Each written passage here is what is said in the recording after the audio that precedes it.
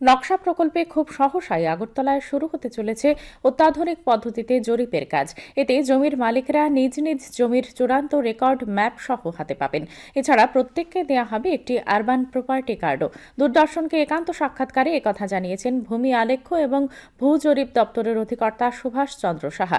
তিনি জানান, প্রথম পর্যায়ে দেশের ১৫১টি শহরের মধ্যে আগরতলাকেও এই নকশা প্রকল্পের অন্তর্ভুক্ত করেছে কেন্দ্রীয় গ্রামোন্নয়ন মন্ত্রকের ভূ সম্পদ দপ্তর।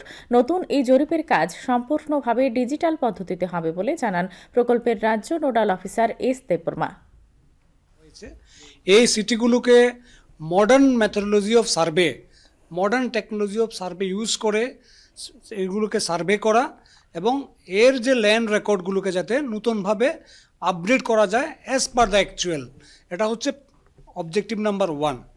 অবজেক্টিভ নাম্বার 2 হচ্ছে ডিউ টু আরবানাইজেশন। আপনারা সবাই অবগত আছেন যে এখানে র্যাপিড আরবানাইজেশনের কারণে আমাদের ভার্টিক্যাল প্রপার্টি এক্সটেনশন হচ্ছে, ভার্টিক্যাল প্রপার্টি প্রচুর গ্রোথ হচ্ছে।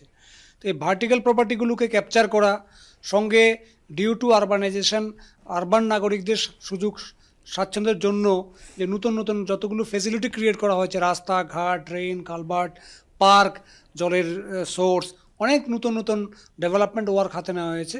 এগুলো যাতে অ্যাকচুয়াল জায়গাতে যাতে আমাদের ল্যান্ড রেকর্ডের মধ্যে যাতে পাবলিক প্রপার্টি হিসেবে যাতে এগুলোকে ক্যাপচার করা যায়, এগুলোও আমাদের এই নকশা প্রজেক্টের উদ্দেশ্য।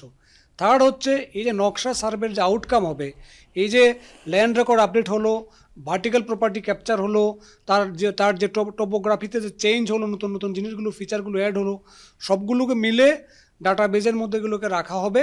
এই ডাটাবেসটাকে আমাদের আরবান ডেভেলপমেন্ট ডিপার্টমেন্ট যেমন ইউজ করতে পারবে, ঠিক সেরকম ল্যান্ড রেকর্ড ডিপার্টমেন্টগুলোকে তার রেকর্ড আপডেশনের জন্য সময় অনুযায়ী ইউজ করতে পারবেন।